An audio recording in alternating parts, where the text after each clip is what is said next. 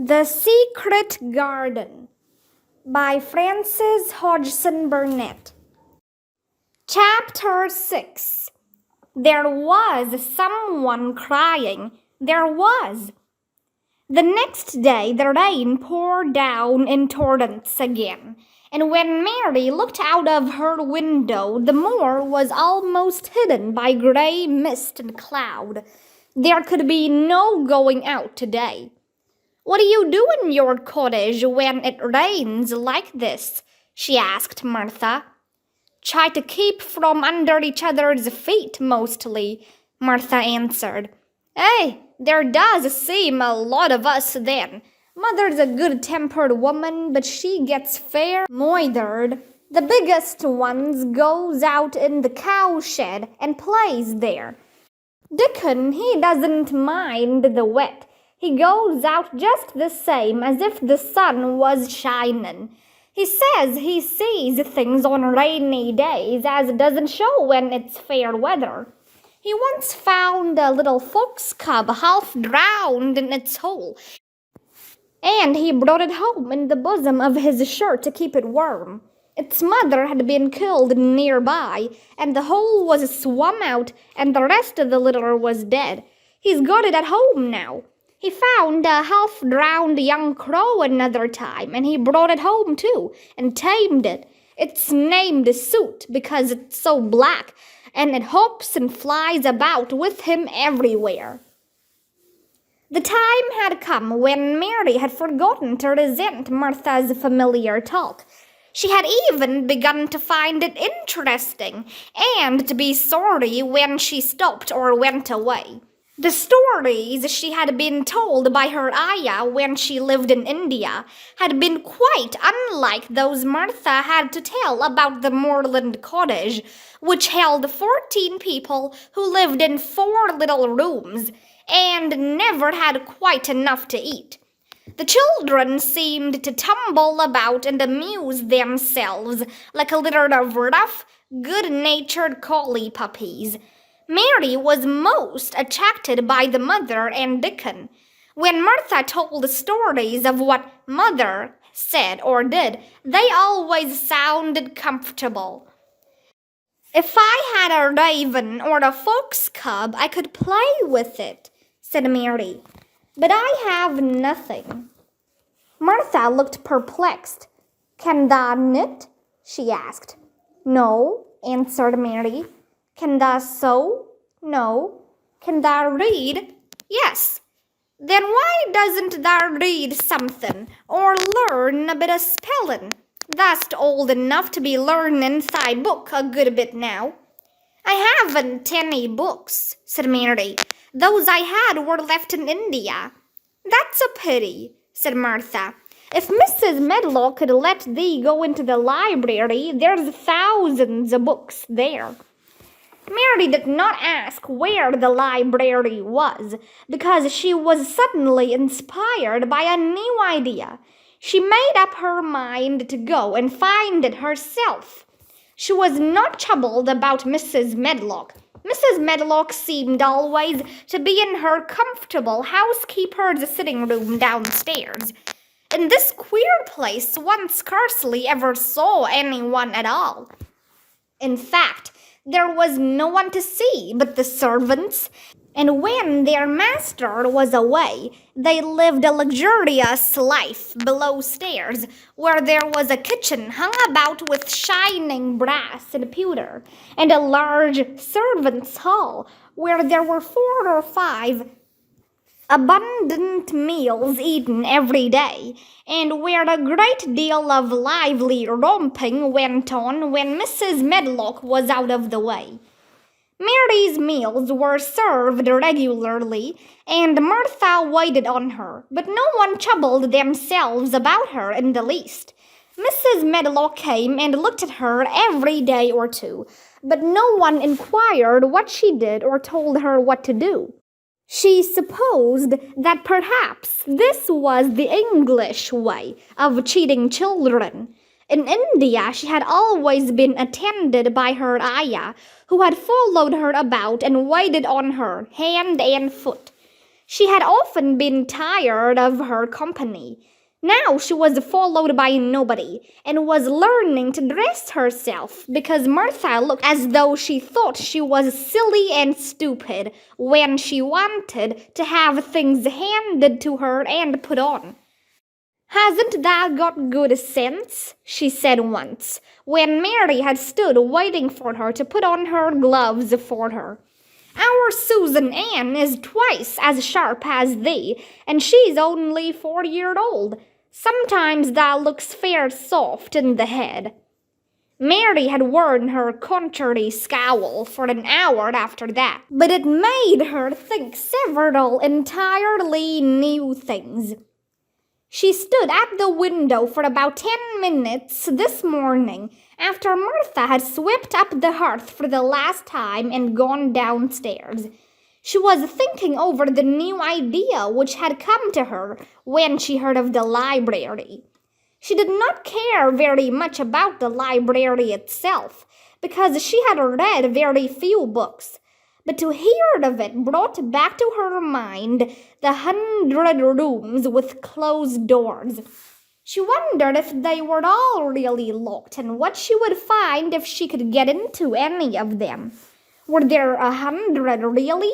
Why shouldn't she go and see how many doors she could count? It would be something to do on this morning when she could not go out. She had never been taught to ask permission to do things, and she knew nothing at all about authority. So she would not have thought it necessary to ask Mrs. Medlock if she might walk about the house, even if she had seen her. She opened the door of the room and went into the corridor, and then she began her wanderings. It was a long corridor, and it branched into other corridors, and it led her up short flights of steps, which mounted to others again. There were doors and doors, and there were pictures on the walls. Sometimes they were pictures of dark, curious landscapes, but oftenest they were portraits of men and women in queer, grand costumes made of satin and velvet. She found herself in one long gallery whose walls were covered with these portraits. She had never thought there could be so many in any house. She walked slowly down this place and stared at the faces, which also seemed to stare at her. She felt as if they were wondering what a little girl from India was doing in their house. Some were pictures of children, little girls in thick satin frocks, which reached to their feet and stood out about them, and boys with puffed sleeves and lace collars and long hair, or with big ruffs around their necks. She always stopped to look at the children and wonder what their names were, and where they had gone, and why they wore such odd clothes. There was a stiff, plain little girl rather like herself. She wore a green brocade dress and held a green parrot on her finger. Her eyes had a sharp, curious look. "Where do you live now?" said Mary aloud to her. "I wish you were here." Surely no other little girl ever spent such a queer morning. It seemed as if there was no one in all the huge rambling house but her own small self, wandering about upstairs and down, through narrow passages and wide ones, where it seemed to her that no one but herself had ever walked. Since so many rooms had been built, people must have lived in them, but it all seemed so empty that she could not quite believe it true. It was not until she climbed to the second floor that she thought of turning the handle of a door. All the doors were shut, as Mrs. Medlock had said they were, but at last she put her hand on the handle of one of them and turned it. She was almost frightened for a moment when she felt that it turned without difficulty and that when she pushed upon the door itself, it slowly and heavily opened. It was a massive door and opened into a big bedroom. There were embroidered hangings on the wall, and inlaid furniture, such as she had seen in India, stood about the room. A broad window with leaded panes looked out upon the moor, and over the mantel was another portrait of the stiff, plain little girl, who seemed to stare at her more curiously than ever. "Perhaps she slept here once," said Mary. "She stares at me so that she makes me feel queer." After that, she opened more doors and more. She saw so many rooms that she became quite tired and began to think that there must be 100, though she had not counted them. In all of them there were old pictures or old tapestries with strange scenes worked on them. There were curious pieces of furniture and curious ornaments in nearly all of them. In one room, which looked like a lady's sitting room, the hangings were all embroidered velvet, and in a cabinet were about 100 little elephants made of ivory. They were of different sizes, and some had their mahouts or palanquins on their backs. Some were much bigger than the others, and some were so tiny that they seemed only babies. Mary had seen carved ivory in India, and she knew all about elephants. She opened the door of the cabinet and stood on a footstool and played with these for quite a long time. When she got tired, she set the elephants in order and shut the door of the cabinet.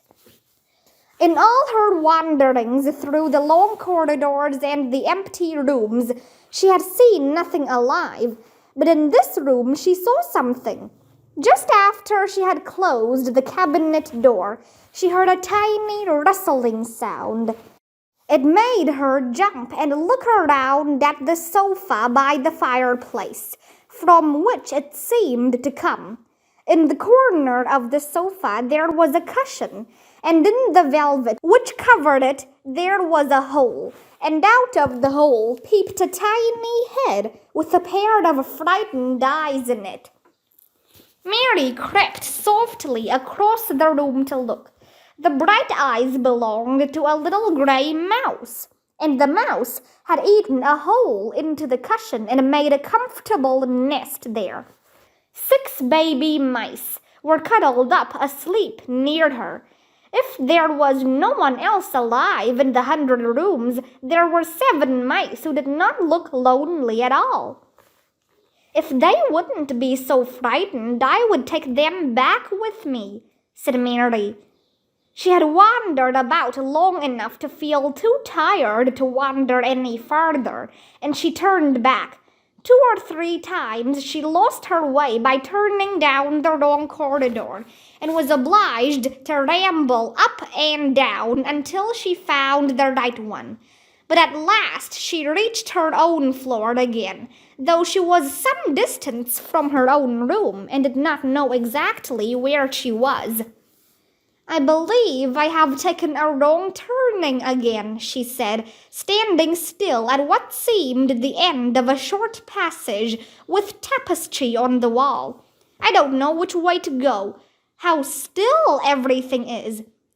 It was while she was standing here, and just after she had said this, that the stillness was broken by a sound. It was another cry, but not quite like the one she had heard last night. It was only a short one, a fretful, childish whine muffled by passing through walls. "It's nearer than it was," said Mary, her heart beating rather faster. "And it is crying." She put her hand accidentally upon the tapestry near her, and then sprang back, feeling quite startled. The tapestry was the covering of a door, which fell open and showed her that there was another part of the corridor behind it, and Mrs. Medlock was coming up it with her bunch of keys in her hand and a very cross look on her face. "What are you doing here?" she said, and she took Mary by the arm and pulled her away. "What did I tell you?" "I turned around the wrong corner," explained Mary. "I didn't know which way to go, and I heard someone crying." She quite hated Mrs. Medlock at the moment, but she hated her more the next. "You didn't hear anything of the sort," said the housekeeper. "You come along back to your own nursery, or I'll box your ears."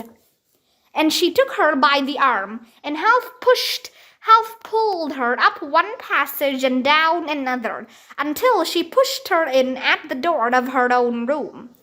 "Now," she said, "you stay where you're told to stay, or you'll find yourself locked up. The master had better get you a governess, same as he said he would. You're one that needs someone to look sharp after you. I've got enough to do." She went out of the room and slammed the door after her, and Mary went and sat on the hearth-rug, pale with rage. She did not cry, but ground her teeth. There was someone crying. There was, she said to herself. She had heard it twice now, and sometime she would find out. She had found out a great deal this morning. She felt as if she had been on a long journey, and at any rate she had had something to amuse her all the time, and she had played with the ivory elephants, and had seen the grey mouse and its babies in their nest in the velvet cushion.